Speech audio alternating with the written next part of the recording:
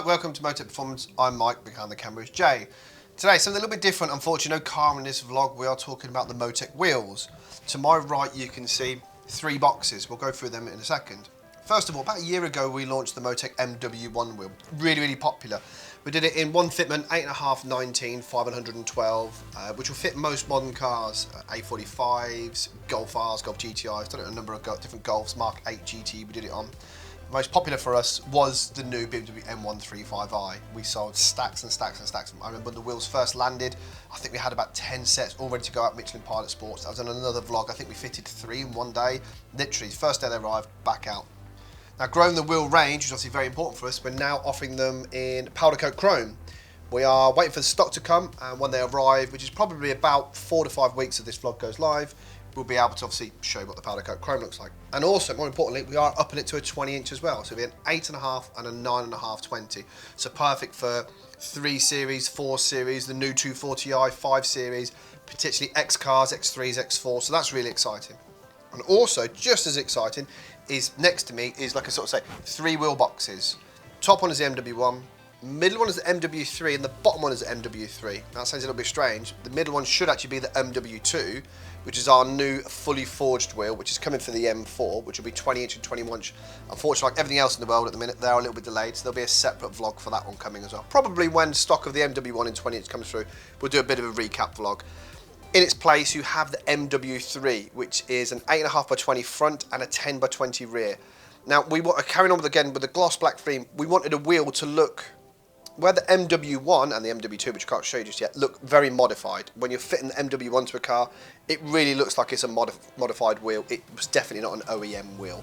The MW3, with its smaller centre and less sort of, how do we sort of say, graphics onto it, doesn't have the MW etched onto it, looks very OEM, very factory plus, which we're seeing a lot of trend for both really. Some people want a modified look on their car, and some people want the OEM plus. So yeah, again, I can envisage these straight away on like a new 4 Series Touring, but then the MW1 on a M440i Coupe that's on a set of springs with quite an aggressive splitter kit. So you can kind of put pictures into your head of how they're going to be. They are really exciting to us. It's a big thing for us. It's a huge investment. We've got plenty of stock coming in. To give you an idea of stock numbers, I think between the 19-inch MW1, the 20-inch MW1, and then the 20-inch MW3, we'll be close to sort of 500-600 sets coming through. But that's the type of investment you have to do when you're designing and developing your own wheel range. Jay's been working pretty hard behind the scenes when it comes to press launches on new products that we just released, the M135i F40 intake. I'm like, cool, get him in, iPhone picture, get up to date and whatever else, because that's the sort of person I want him out there so people can see him, and I get shouted at. So Jay and actually Dylan, who works with us now, we actually have more of a creative team, a creative department, especially Jay's took the helm on this one. I've done a really decent advert, so far you'll get an idea of the look and feel we're going to go for with the wheel programme. So there's a bit of B-roll now coming live of obviously Jay doing some behind the scenes, and then our latest advert for the wheel. So please let us know what you think of the latest MW3, and then like I sort of say, when the wheels land for the MW1 in the 20 inch with the wider rear and the powder coat chrome, we'll do another vlog on those, and there'll probably be another vlog on fitting the MW2s to our M4. So thanks a lot.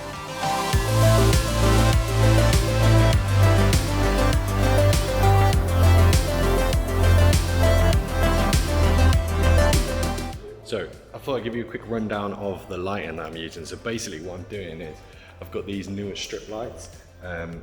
These are pretty cool. So as you can see, they're literally just bar lights. You can control everything on the back of them, like the saturation, the color, everything like this. So I'm placing these 2 basically behind the wheels, and then I'm going to film in front of them, turn all the lights off, and it just casts this really lovely like neon shadow basically.